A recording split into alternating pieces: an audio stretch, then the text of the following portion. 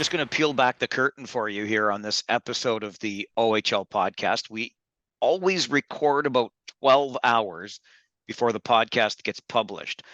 In the case of today's episode, it's maybe 6 hours before the podcast gets published because we wanted to await the results of Monday's game. We always record on Monday before the release on Tuesday. And here we are literally in the minutes after Barrie advances over Hamilton in 6 games and Saginaw advances over Flint in 7. And that finishes off quite the first round of the OHL playoffs, Mr. Dan Mahar. And I have to tip my cap to you, Mr. Farwell, because if I'm not mistaken, you went 8 for 8 on the correct winners of these series. My favorite part, if I'm being perfectly honest, and this is not even a humble brag because there's nothing humble about it.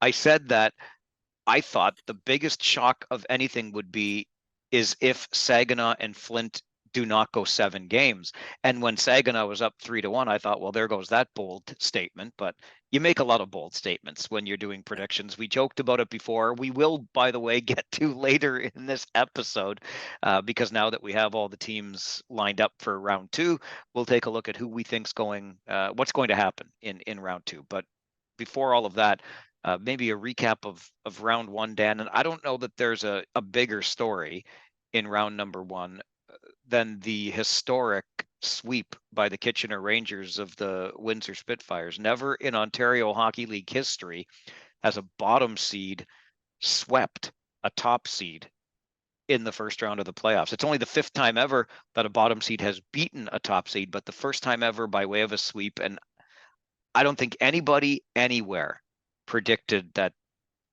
forget the sweep, even that the Rangers were really even going to win the series. I took them in 7, but this is a shock around the hockey league as far as I'm concerned.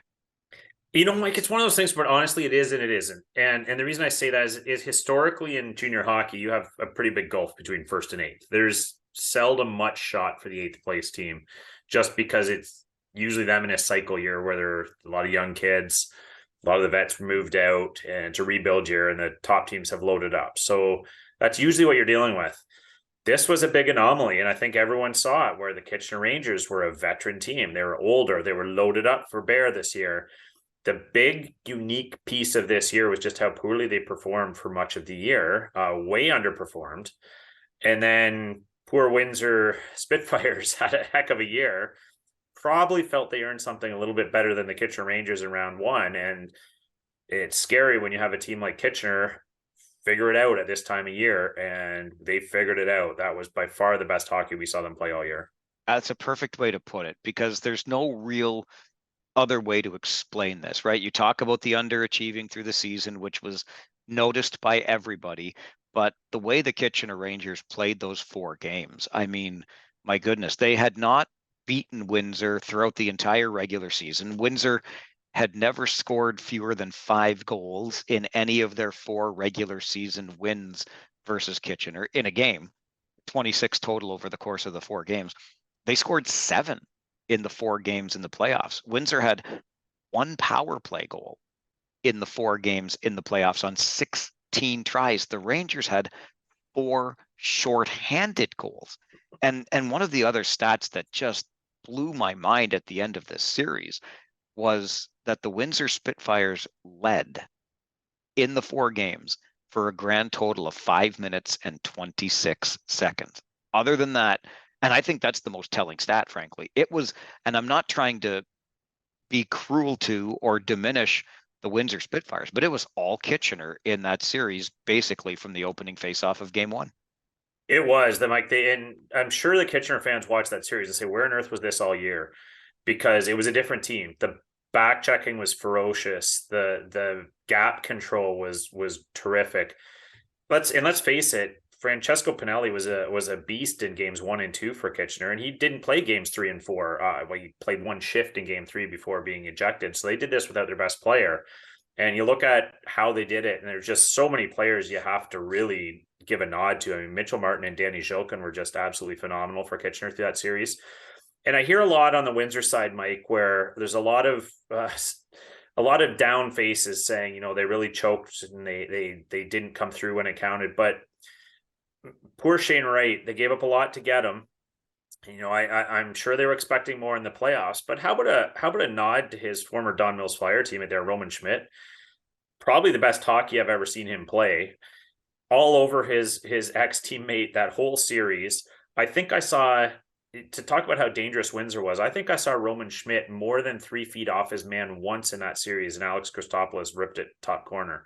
That's how dangerous that Windsor Spitfires team was. You just couldn't give them any space, and there was 4 straight games for 60 minutes where Kitchener didn't give them a bit of space. But I think guys like Roman Schmidt, who had an underwhelming season, just showed up at the absolute top of his game in the playoffs, and you really have to hand it to him. That was as good a defensive performance as you'll see. You talk about Danny Shulkin and Mitch Martin up front. I'll add to that a player that I'll talk about more during prospects of the week at the end of this episode. And I'll throw in a Francesco Arcuri, a guy that was acquired by the Rangers when he was tied for the Ontario Hockey League lead in goal scoring. So he was there to do just that. And I was so impressed with his play inside his own blue line, his willingness to back check, his willingness to do all of the things that you want to see players do. And I think you could say that to a man through the Rangers lineup. They bought into whatever was necessary to win a playoff series against an opponent that absolutely had more offensive firepower. The Rangers have some, enough, one might say, but up against the likes of the Windsor Spitfires, they couldn't match them piece for piece in terms of firepower. I thought that Windsor might be vulnerable once you got past that offense. The defense was not only, I think, lesser on paper than the Kitchener Rangers, but banged up, which didn't help at all. And then to goaltending. And there's another interesting stat. Marco Costantini, who picks up all 4 wins in goal for the Kitchener Rangers, has lost just 3 playoff games in his junior career, and all of them were to the Windsor Spitfires last year in the OHL final. So I guess he avenges his only 3 losses by sweeping them aside this year. I don't know, but he proved himself to be very much a championship caliber goaltender in that first round. Yeah, and really, Mike, what you're talking about is the exact recipe you need if you're going to succeed in the playoffs, especially beating a 1 seed where every player in that lineup working at their peak capacity, and then the few times you give up a look, your goaltender's right there. And Marco Costantini was terrific in that series. Probably could have been a star in every game. And that's the backstop you need if you're going to try and upset a team like Windsor. So, point being that for all the down comments and talk around Windsor, I think it's more a case if you just really have to be impressed with just how well Kitchener played in that series up and down that lineup. The only thing that I hope now, and I know this is a tried and true complaint slash argument, but both London and Kitchener swept their way through the first rounds. I hope we get to see the caliber of hockey that you would expect between these two teams after a week-long layoff. Nothing you can do about it, but it was just so much fun to watch. And London, of course, was its usual self in sweeping aside Owen Sound as expected. But I hope we get that caliber of hockey. And to that point, I wonder, Dan, how much, if at all, this reframes how Rangers fans see the season, or are they still cautiously waiting for the results of round number 2? Because I'm just going to play devil's advocate here, but if the season for the Kitchener Rangers went as expected and they finished somewhere in the top 4 and had home ice to open the first round, and you would have expected them to win, and then they did win, like they won this round, and now they're into round 2, they were going to face a team like London or Sarnia or perhaps Windsor if it was still around. So basically what I'm saying in a roundabout way is that the Kitchener Rangers now have arrived exactly where you thought they would be. I know for fans and the way expectations were built up, the ultimate goal would probably still be a conference championship, if not an OHL championship, maybe even an OHL championship appearance. But right now, they are exactly on the season's trajectory. Yeah, and you referenced the fans, Mike. I think speaking as one, I can say that the excitement sure came back in that round, and I think that's all fans ever asked for is the effort, the intensity, and that's what they got. And I think it was so frustrating not seeing it through the year. And the one thing I will say this does do, Mike, is you talk about does it bring the fans back around? I think more than anything else, it vindicates Mike McKenzie. I think when he made those trades early in the year and made some moves, there was an awful lot of chatter around the league and around the fan base. I had probably a million fans ask me, "Why is he loading up? They're barely a playoff team right now." And I think you and I were amongst the few that kind of said, "Well, I get it. His team is built this year in terms of the age composition, in terms of what they should be getting out of this group." I could understand it, but it was starting to look bleak. It was starting to look like maybe he didn't err here. Maybe he didn't calculate properly. But if anything, regardless of what happens going forward, Mike, I think player or whoever watched that series says, yeah, the team is in there. The team is he assembled the pieces that are quite capable of doing what he expected them to do. Now it's just a case of can they do it for a longer term? Credit to the fan whose name I forget off the top of my head, but who tweeted me back my own tweet after the Windsor series. And he was asking that very question, Dan, at the trade deadline. Why is an eighth place team loading up? And I pointed out at the time, the injuries that had been there, the lineup not being full. It's not an eighth place team on paper, et cetera. And he, said, I was down in the dumps as a fan. You said what you said in January, and it proved to be right. Look, I don't take joy. It's not like I have a crystal ball. That's just the way I was being honest with the way I felt throughout this season. On that point, by the way, that man over there, his name is Dan Mahar. That's exactly where you'll find him on Twitter at Dan Mahar. I'm Mike Farwell on Twitter at Farwell_OHL. We're happy to interact, good, bad, or otherwise. Have at us, and let's have some fun out there on social media. Now that the first round is done, Dan, aside from what obviously was the biggest story in Kitchener's historic upset of Windsor, any other series or themes jump out to you through the first round of the playoffs? Well, I think, Mike, we pretty much had the predictions right in terms of who ended up winning the series. You more than me. You called the Kitchener one. I think the other storyline that I was interested in that first round was seeing Peterborough sweep Sudbury, and I think there's some similarities there to the Kitchener case where Peterborough was kind of built for the playoffs. They were kind of making a run. They loaded up. Things weren't going terribly well, and some people were starting to question, what's wrong with this Peterborough team? Are they going to go out quickly? A lot of predictions I saw for the first round had the Sudbury Wolves upsetting them. I think I had Peterborough winning, but in 7. I thought it was going to be a dogfight. Not that Sudbury got blown out. I mean, the scores were closer than the series score. Having said that, I think we saw the Peterborough Pete starting to figure out playoff time too, and that was the one thing on my mind, Mike, was the Peterborough defense. They can punish you. The forwards can really shut you down through the neutral zone. It looked to me like a team that was kind of built for the playoffs, and their round 1-2 was a bit of intrigue for me because they completely flipped the script from what they were doing late in the year as well. Yeah, you had him in 7. I had him in 6 over Sudbury.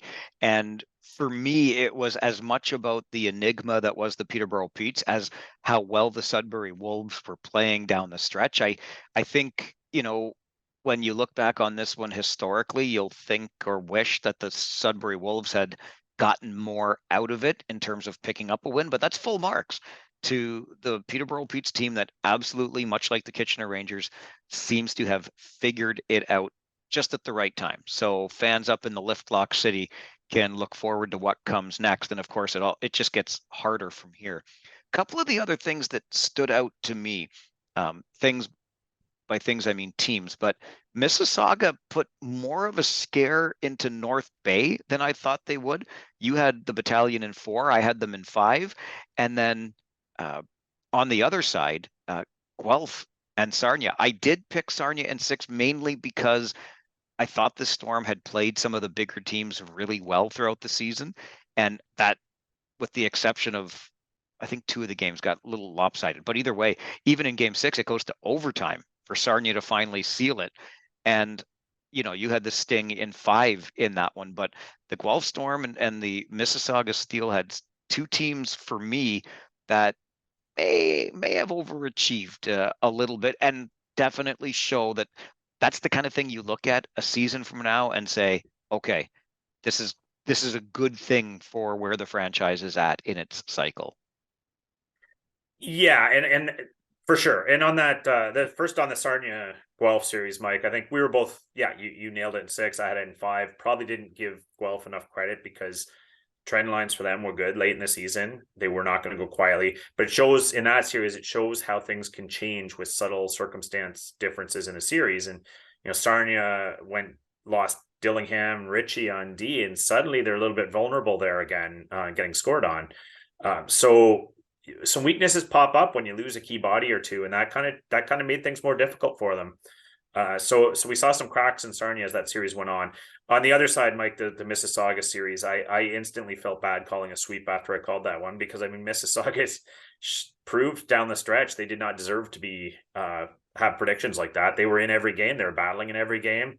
They got an awful lot out of their senior players with James Hardy. One of my prospects a week from early, Angus McDonnell, had a heck of a series. You just had a lot of character there, Mike, much like the Hamilton Bulldogs. So yeah, I did regret calling that one in a sweep, but I think there was just too much firepower there in North Bay. But you're right, it bodes well for the future. You mentioned the Hamilton Bulldogs. I picked Barrie in 7. You picked Barrie in 6. So you nailed it, team and number. But am I allowed to just say flat out that I feel really bad for the Hamilton Bulldogs? Not only did they lead game 6 3-0, but then Nick Lardis ties it late at 4-4, only to watch Ethan Cardwell complete the hat trick with 9.2 seconds remaining, and the Barrie Colts go on to the second round with a 5-4 win and a 4-2 series win. 5-4 in game 6, 4-2, they take the series. But that Hamilton team, much like you just talked about with Mississauga and Guelph, but the trend lines from the time of the trade deadline and the acquisitions that were made, that team was playing really well. They were getting what I would call maximum production out of the players that they acquired. Sahil Panwar was terrific for them. I could go on and on. I just feel bad for Hamilton the way it ended. Their final game in First Ontario Centre, at least for now, for the next 3 years, goes down with a real heartbreaking defeat. Yeah, and even harder watching Ethan Cardwell giving the fans the shush after he scores the goal, because that's going to be the last time they had time to make noise in that arena for a while. But yeah, it's scrappy, and it shows the differences between a veteran team with a lot of skill and a younger team that's rebuilding. Hamilton had 2 glorious looks to get the go-ahead goal in the final minute there, including one semi-open net, just didn't convert. Then you come down the other way. A young team makes a mistake. 2 players cover the puck carrier coming through the middle, slides it over to the wing, and you got a player like Ethan Cardwell, already 2 goals in the game, can shoot and find a pinhole in the net, which he did. 9 seconds to go. It's just heartbreaking. But that's the difference when you have that veteran elite talent. Sometimes you don't have to outplay the opposition, but you can find those openings where at the other end they had them, just didn't find them. But Hamilton's time is probably coming based on what they showed.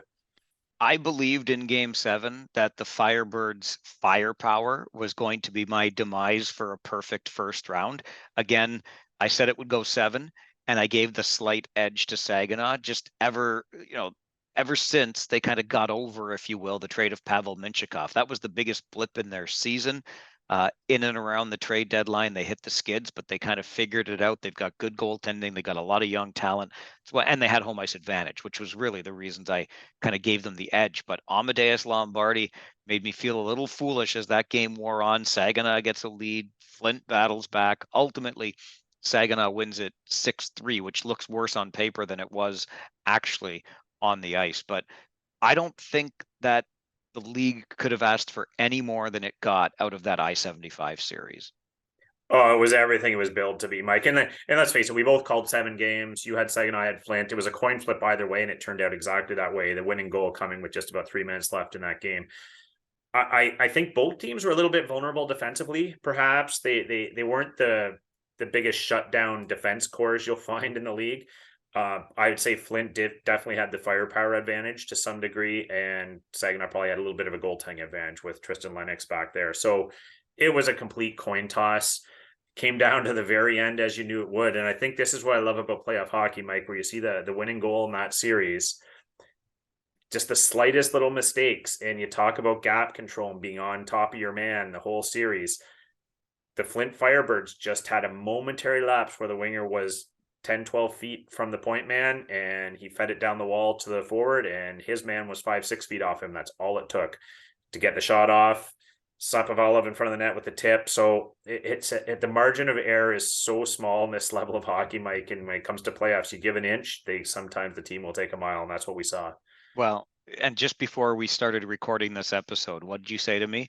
We saw junior hockey in a nutshell in the two games that just wrapped up, Saginaw beating Flint and Barrie beating Hamilton before we started this episode of the OHL podcast. And that's really, in a nutshell, the reason we love the game at this level so much, because these sorts of things happen all the time. You know, we go back to that regular season game that we saw in Kitchener where the Rangers were up 5-2 with under 3 minutes to go and they lose the game in overtime because junior hockey, and the smallest mistake can end up in the back of your net in a hurry. And those mistakes happen more commonly at this level. And I'm perfectly okay with that. Absolutely. The intrigue is just unbelievable in this league, Mike. And you look, and even if you only look on paper, sometimes things are deceiving. But I mean, we look, pretty much all of the teams acquitted themselves quite well in this playoffs. You look at a team that was fairly overmatched, like the Oshawa Generals. Even that was a good series. They put up a good fight. They got a win as I expected they would, but the other games they battled right to tooth and nail to the end. Had forwards playing D. I think the losing teams from this first round of playoffs are going to have an awful lot they can take going forward. Real quick before we move into talking about suspensions, which several were handed out in the first round, you said something earlier that caught my attention when you mentioned our success rate or making predictions in the playoffs. And, you know, you had a very respectable 750 percentage in round one. I got lucky hitting 8 for 8, but I wonder, it's not, if we're being honest, it's not that difficult to do, particularly in the Ontario Hockey League, right? You know who the teams are that loaded up. You kind of end up with your haves and have nots from the trade deadline down. Is that a good thing for the league? No, but I'm not sure it's fixable either, though, Mike, because we all know it's cyclical. So you're going to have teams that ship a bunch of players out due to graduation every year, and they're going to have a real tough time being a legitimate contender the next year. And so I'm not sure you get around that, because you're right. That's why it's the first time we ever saw an 8 seed sweep a 1 seed. Only the fifth time they actually have ever beaten them, just because there's usually a huge gulf there. But I think we should be encouraged by just how well some of those lower seeds did this year. There wasn't any series that was a cakewalk. Probably the closest one was London over Owen Sound, and Owen Sound was a bit banged up there. But those were 8 series with some really good hockey. Yeah, you know what? That's a really good point. When you consider Mississauga and Guelph, whom we've already talked about, Hamilton, who was terrific as a 6 seed. So some of those lower seeds really did show up, and it does bode well, I think, because I do worry about it a little bit. Not that I think there's a fix, certainly not an easy one, but I don't think you want things to be too predictable, especially if you want to get a couple of revenue gates from playoff games. So anyway, we'll leave that there and move on to the suspensions that were handed out. So we had a couple of guys serving, both Windsor Spitfires, ironically, serving 2-game bans for putting pucks into the crowd. We had Sahil Panwar, 2 games for a head check. Nolan Dillingham gets 4 games for a check to the head. Francesco Pinelli of the Kitchener Rangers, 3 games for a blindside check to the head. And then kind of the outlier in all of this, Brant Clark, 1 game for a knee on knee with Lawson Shirk. I've got some thoughts on this. I think we've both weighed into conversations online about it, but where are you at with how the OHL has doled out the discipline in these playoffs? Well, I'll be fairly blunt. I don't love it. I don't really see the rhyme or reason or consistency there. If I give them a little bit of credit, I did think the Dillingham one was the worst of the bunch, probably, and it was the lengthiest. I probably had the Brant Clark one as the second worst, and it was 1 game versus some of the others. I thought both Riley Piercy and Colby Barlow had hits that were probably suspension worthy, and nothing there. So it's a bit of a guessing game, and of course we saw firsthand the Francesco Pinelli one where looked at that replay a lot of times, saw it live. I thought it was a pretty mitigating factor that the player hopped over the boards right in front of him. Might have leaned his shoulder in a bit, maybe a bit of a sneak hit there. I'm not sure, but three sure seemed harsh. Four, really, if you count the fact it was on the first shift of the game. So I'm not really sure where the consistency is, and that they're taking all of the factors into account they should be taking into account. Because if it's just we don't want anything near the head, okay, well then there should have been a couple more suspensions. Or is it just dangerous hits that could really injure a person? Well, then Brant Clark probably should have been sitting more than he did. So I'm guessing, Mike. It shouldn't really be a guessing game, because you want clear criteria and clear established case for making these calls. I'm not seeing it, so I'm not sure if you're seeing the same thing, but I'm struggling to guess.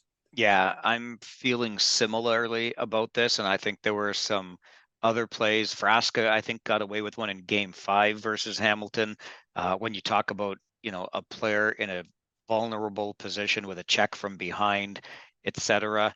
Uh, Listen, Hunter McKenzie, who was the player injured by Nolan Dillingham, did not return. So Dillingham, with the stiffness of the 4 games, it just makes me wonder how much of that factored in.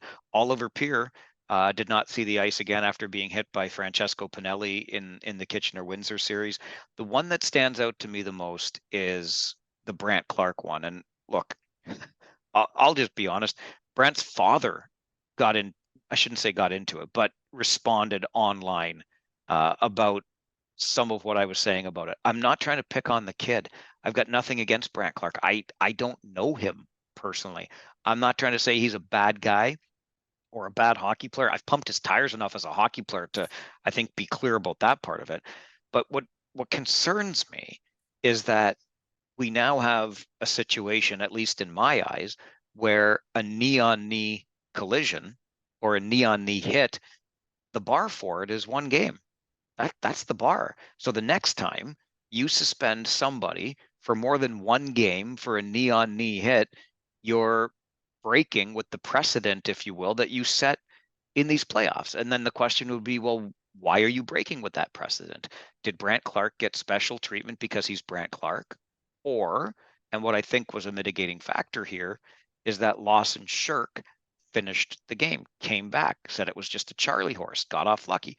All good, but we have to be punishing the action, not the result of the action. We have to put the deterrent into people's minds that sticking my leg out as I'm crossing east-west on the ice is not an acceptable play, because it's a very dangerous play. Heck, I've always wondered about it, frankly, from both players' perspectives. I think you run the risk of serious injury to yourself in something like that, which makes me think it's probably not intentional all that often. Anyway, I don't like where the bar is now for a knee on knee hit. Nor do I, Mike. And yeah, like you prefaced it with all the things I would say too. Like Brent Clark's not a dirty player, and I don't think he intended to injure the player there. I think he was stepping up with speed through the neutral zone. But what I didn't love about it was that he had a clear line of sight to the player and had some time to make a different decision. Whereas that's not always the case in some of these hits. I mean, not to be the homer here with the Kitchener, but I don't believe Francesco Pinelli was afforded that luxury of having time to make a decision there. I think it split second right in front of him, and so I'm not sure how they're evaluating these hits. But you're absolutely right, Mike, because headshots, no one likes them. Saw Oliver Peer in that final game of the series. Great to see he's doing fine, so that's good to see. You don't want to see anyone's head get hurt. Having said that, the knee is is a close second, where you get those blown up at this stage of your career, and some players never really get back to full health. So knees and the second thing I'd be protecting as best you can. And the whole point being, I'm not saying they should have thrown the book at Brant Clark. I just love to see some consistency here around the intent of the act, the potential outcomes of the act, lining up with the severity of the punishment. And the far and away the thing I liked the least about the Brant Clark hit was just the time he had to make that decision, or to make a different decision. And he kind of got lucky, like you said, that Lawson Shirk wasn't more seriously injured. But I'm just not sure how they're evaluating these. So I'll play devil's advocate here for a moment on what you just talked about with the Francesco Pinelli hit specifically. And I'll say, in the context of what I just said about Brant Clark, that the suspension then to Francesco Pinelli, the captain of the Kitchener Rangers, is a good one insofar as it should then make the player hopefully think about, in a situation like that where there's a split second reaction required, my split second reaction shouldn't be to invite contact. It should be to avoid it. So if Francesco Pinelli, and I know we can get into a whole thing about, well, what if you hurt yourself trying to avoid it? Let's just put that aside for a moment. But if that's the case, then because 3 games is pretty severe, right? So let's not make our initial reaction in a play that happened the way the Oliver Pierre Francesco Pinelli play happened. Let's not make contact the first thing on our mind. Let's make it enough of a deterrent to make us think about avoiding contact at all costs. It was put this way by a guy who's observed this game for even longer than I have. After the whole Brant Clark thing and the Nolan Dillingham and all of these other suspensions came down, he likened it to running a red light. And if you run a red light, it's a moving violation, it's a traffic violation. I think there might be some points attached to it, which is makes it a stiffer deterrent. But don't quote me on that. I'm not a police officer and I don't know the Highway Traffic Act. But the point is, it was an interesting point that he made. If you run the red light, your penalty is this. If you run the red light and you hit another vehicle or a person, heaven forbid, or anything like that, and they are injured, the penalty is more severe, and heaven forbid that they die, and the penalty gets more severe still. So I kind of see that as a defense of punishing the outcome as opposed to the act. However, I think the act of running that red light in the first place is the reckless behavior that we want to try to curtail so that the other results never have a chance of even happening. So I would still come back to, I don't like where the bar is at for knee on knees. No, I agree with you 100%, Mike. And I think the part that irks me the most about it is most of these incidents in isolation, you would look at them and say, yeah, okay, I can see there was an act here that needs to be punished. But it's all the other acts with the same intent or worse intent that just got off lucky. They went undetected or a player wasn't hurt. And I'm not going to name any names because there was another hit in the Kitchener-Windsor series. I don't want to throw anyone under the bus. Just to make a point, though, there was an almost identical play to the Francesco Pinelli one, but even worse, where the player had more time to make the decision, had a better look at it, leaned in and clipped a player's head who from the blind side, almost identical, but even more egregious. Not even a 2-minute minor. Of course, the player wasn't hurt; he got off lucky. So again, the outcome was the thing. Maybe they were looking at, or maybe they just didn't see it, but if the idea is to get these acts out of there, the intent of these acts, then you could go up and down game film and probably find 3 or 4 more in each game and really lay down the law. But it just seems like going by the outcome, you're rolling a dice. That is an excellent example to bring up. And it makes for an unintentional segue because I just wanted to share briefly. This got me thinking about playoffs past, and I've been around long enough to remember times when penalties were a lot stiffer. And I think it does show that we've maybe slipped a little bit when it comes to our willingness to really drop the hammer. And I'll take you back to the 2012 playoffs, round 1, Kitchener and Owen Sound. Mike Halmo of the Owen Sound Attack gets a 10-game suspension. And Tyler Randall of the Kitchener Rangers also gets a 10-game suspension. The interesting thing about the Randall suspension, and it's one of my favorite playoff suspension stories ever.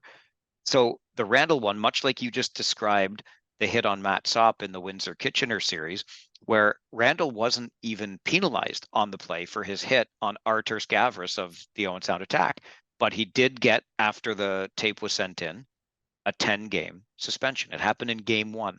The Rangers finished that series versus Owen Sound in 5 games. So they played 4 more after that first game, which meant Tyler Randall, in his overage year, looking ahead at hopefully cracking the Boston Bruins lineup, needed to see the second round go at least 7 games or he was not going to see the ice again. And it was Rangers Plymouth. And wouldn't you know, it got to a 7th game. So he serves 6 more games of his suspension to start the second round, comes back in game 7, scores 4 times, and the Rangers win the series in 7 and go on to play the London Knights in the Western Conference Final. I just think that's a fun story. And 2 10-game suspensions in the same playoff series. Yeah, and I'll go on record right now too, Mike, that I don't like seeing the 10 gamers. I think that we have to remember these are kids too, and it would have to be a seriously egregious act to give a junior hockey player a 10 gamer. Like, we're talking the Jeff Kugel type incidents, that because they say there's an exchange rate on playoff games roughly 2-1. So 10 playoff games is about a 20 gamer in the regular season, and you're never going to see that in NHL because the CBA protects players against it, and there's a reason for like lost income, all that stuff that they worry about. But for junior hockey players, I'd say the stakes are as higher because, like you said, they're all trying to find contracts for the next year and find a pro path. And so not only does the making them sit out lengthy suspensions limit their ability to be seen by scouts, but it also tarnishes their reputation. So I think you're right about the slip on how severely we're punishing some things, but I'm not sure that we want to go back to where it was over punished either. I think we're just looking for some sort of balance and consistency. Our final prospects of the week for this season before we evolve to a player of the week, as there are fewer games to look at, plus round 2 predictions, because who doesn't want to make more predictions right after we got lucky in round number 1? That's all still coming on this episode of the OHL podcast. So let's start, Dan, in the Eastern Conference as we take a look at round number 2. The Ottawa 67s got through in 5 games over the Oshawa Generals, and for that, they are going to meet the Peterborough Petes, who are yet to taste defeat in these playoffs. The enigma that is the Petes have a very tall order in round number 2. Who you got? Yeah, well, the Titans made it through in the East, right? This was the battles we were expecting to see. So I was on record after the trade deadline as saying I really like the Petes, how they shaped up as a playoff team. And the Ottawa 67s maybe arrived early this year. Having said that, I just think that team is a beast. And I'm not sure the Peterborough Petes have enough firepower and potentially enough speed to deal with Ottawa over 7 games. I think it's going to be a doozy of a series, a great series. Michael Simpson's terrific in net for Peterborough. We know there's going to be a game within a game there with some of the matchups on the faceoffs. But to make a long story short, I've got Ottawa in 6 there. Who have you got? So I'm struggling with this one for the very same reasons that you are. Did Ottawa arrive a little bit early? And look at the way that the Petes seemed to have kind of figured it out, especially the way they handled Sudbury. I know it's not as though they're playing a giant in the Eastern Conference, but there's so much on the line for the Peterborough Petes. There is so much on the line, considering what they've done to build this team and all of the ramifications of that. So does that mean there's more pressure on them? Maybe, but there is offense to burn. I love the goaltending. They've got a little bit of nastiness on the back end. I'm going to take the Petes in 7 in this one, just to mix things up a little bit. And, partly because Ottawa doesn't even have a home right now. So I know they'll be settled out for second round, but I'm gonna go off the board on that one and say the enigma continues to keep it figured out in the playoffs. All right, North Bay and Barrie. I don't know how many series get better than the looks of this one, baby. Yeah, this one's going to be terrific too. And I think you've got 2 fantastic veteran teams. Barrie really coming on at the end, and I got to give a shout out to Declan McDonald for how he played in round 1. Really salvaged a season that he probably wasn't thrilled with. Forechecking Tasmanian Devil. That so there's a lot of trouble that I think Barrie's going to give North Bay. I just love up and down that North Bay lineup what they can bring to the table. They got 3 lines that can hurt you, arguably 4. We saw Anthony Romani had a terrific round 1. So you see those players stepping up when the top guys are being shut down. I just like everything about North Bay, including their goaltending is just off the charts. So I've got to go North Bay in 6 in this one too. How about you, Mike? So let me ask you before I give my answer, does the battalion dropping 2 games to Mississauga give you any pause at all? Not really, only because I will go back to saying how embarrassed I was to call Mississauga to win no games. I thought Mississauga was terrific down the stretch. So I think that's full credit to them. I don't think it takes away anything from North Bay and how powerful they are. Yeah, I think it's one of those things that you might want to read a little bit more into. And Other times I think those are just the kinds of little teeny weeny reminders, not even scares, but reminders that good teams need that, hey, they do have weaknesses that can be exposed, or if they're not giving that full effort, they're not going to get the results for it. I like the way North Bay is built top to bottom as well. But boy, like Hamilton gave Barrie everything, and Barrie still came out on top in 6 games and did so in dramatic fashion. I'm going to stick with the Battalion because they've been kind of my darlings of the East since early in the season. I'll take North Bay in 7 in that one. So I got both series in the East going 7. That'll never happen, just for the record. Let's shift over to the West and the London Knights, who made short order of the Owen Sound attack in a sweep, get the team that historically swept the top seed away. So London gets the easy mark, right? They get the 8 seed Kitchener Rangers, who of course we all know, and I love the subplots. Jeff Merrick likes to say, I don't care as much about the game as I care about the story. Well, Mr. Merrick, this one has got storylines written all over it. Last year, the Rangers were a 7 seed. They knocked off the number 2 London Knights in round number 1. This time it's 2 versus 8, but it's in round number 2. Who you got, Dansky? This one was tough, Mike, because like you said, the storylines. I think I have every reason to pick London. They're the 2 seed. They desperately want revenge after last year. They're healthy. They're the flip of what Windsor was. Very strong defensively, very outstanding goaltending. It's going to be a different look for Kitchener to contend with. And Kitchener missing their best player and captain for games 1 and 2. Every reason to pick London, right? Well, I'm going to go with Kitchener in 7. And the reason being is I've been hard on Kitchener all year. But what I just witnessed in round 1, if they manage to bottle that and come out with that again, I'm not sure there's a team that can take them down right now, Mike. So to go against Kitchener right now, I would have to be banking on them slipping from the round 1 performance, and I'm going to give them the benefit of the doubt and say they're gonna maintain it, and I'm taking them in 7. Who you got? You know, it, this is going to be like we're going to be chum in the water for anybody west of Waterloo region. In the London area, probably Woodstock is starting to hate us already. Like I can see the emails coming in to OHL podcast at Rogers.com. I had the Rangers in 7 in round number 1. I'm not sure anybody else was picking the Rangers to win. They definitely got it together. And look, I could have made the argument. I think I might have about, the top end talent for Windsor was better, but once you start getting below it, the Rangers might have had more offensive firepower. I look at London Kitchener. I look at a pretty even matchup in goal, maybe give the edge to the guy who's won an OHL championship, because in case you didn't know, Brett Brochu just won his first OHL playoff series. He beating Owen Sound was the first OHL playoff series Brochu won, but not a lot to give in goal. The defense on both of these teams is bordering on spectacular. Probably one of their strongest points. Maybe giving the edge there to the London Knights with mobility and some big shots from the back end, maybe.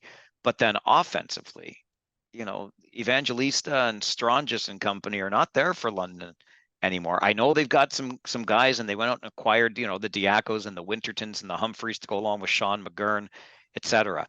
But it's hard not to like Kitchener after what they did in round number 1. So like you, here's my third 7-game prediction in round number 2. I'm going Rangers in 7. So that leaves just one series left, and it's going to be the Sarnia Sting versus the Saginaw Spirit. Well, Mike, I'm going to stick to my guns in that I had called Sarnia Sting to come out of the West, and I just think too highly of what they've got on paper.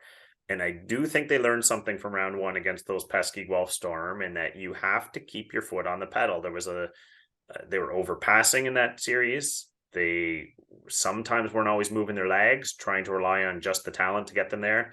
So I'm going to assume that they learned their lesson in round 1 and are going to be ready. Just maybe have a little bit too much weaponry for those Saginaw Spirit. But Mike, me, I hate going against Chris Lazary, and I hate going against the Saginaw Spirit and everything they've done.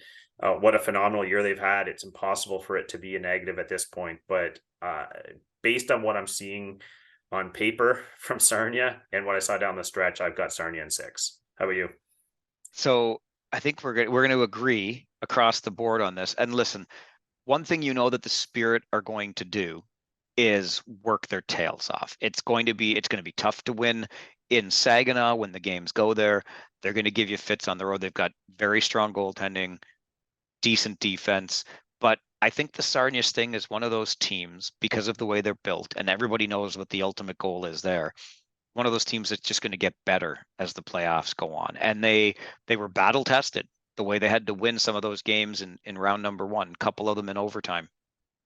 I think, with no disrespect intended to the Saginaw Spirit, Sarnia is actually going to make it through a little quicker. I've got them in 5 in this one over Saginaw. But I think the best news in all of this is we are in store for some of the best hockey that the Ontario Hockey League has provided all season long as these semifinals get underway.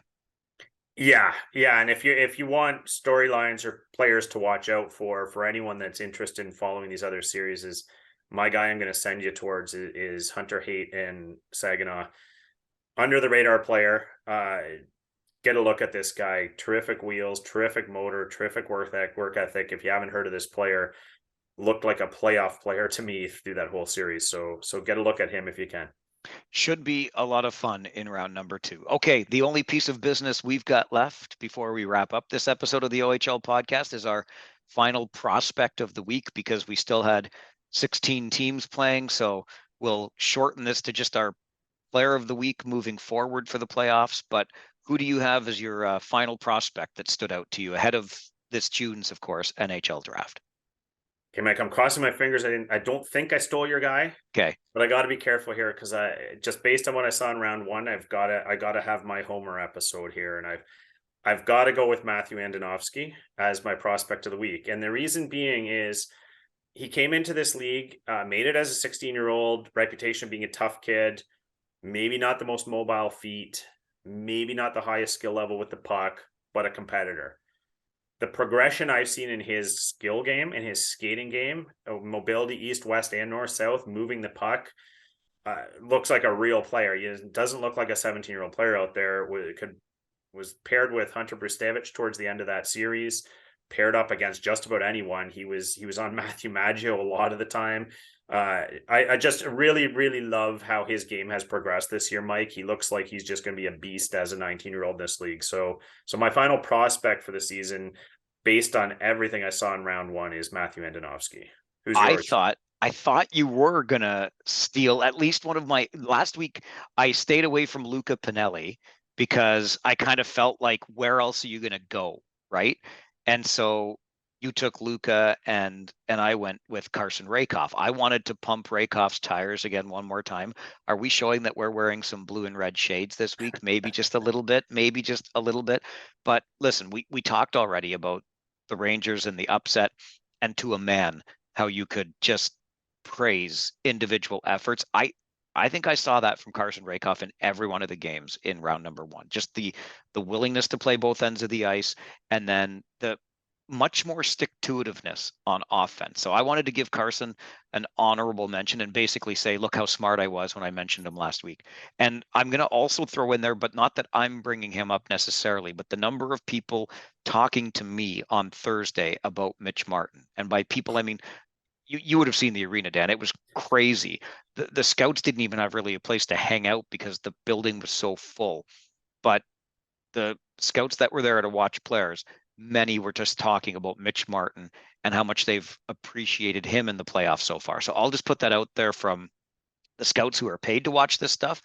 But my prospect of the week, I'm going back to the well. I know I've done this a lot, but listen, if Luca Pinelli is an easy pick and was named the OHL's co-performer of the week along with Francesco Pinelli because he had 12 points in 5 games in the first round, how do you not pick a guy like Nick Lardis, who had 10 points in 6 games?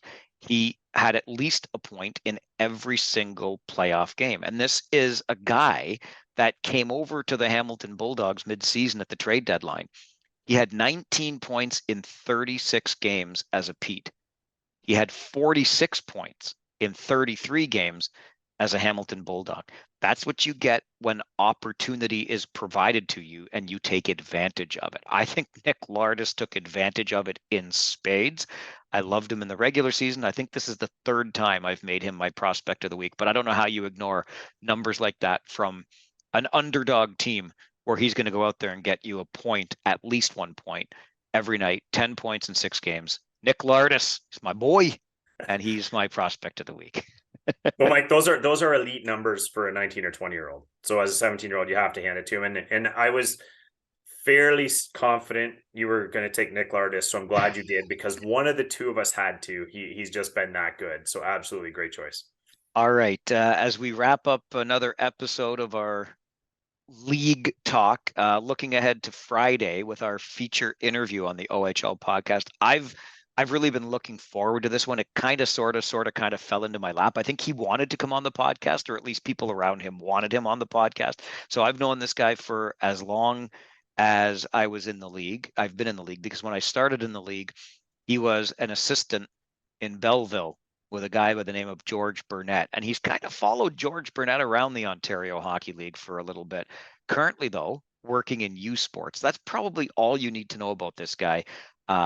Real success with Hockey Canada and the U17s, where he's won 3 golds and a silver.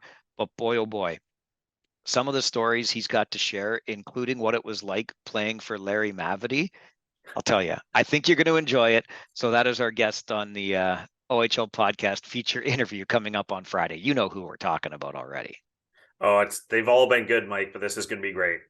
All right. That guy over there is Dan Mahar. Find him on Twitter at Dan Mahar. My name is Mike Farwell on Twitter at Farwell_OHL. Shoot us an email anytime. Hey, you want to share your predictions? Feel free. OHL podcast at Rogers.com. Like, subscribe, tell a friend. We appreciate you, and thanks for listening.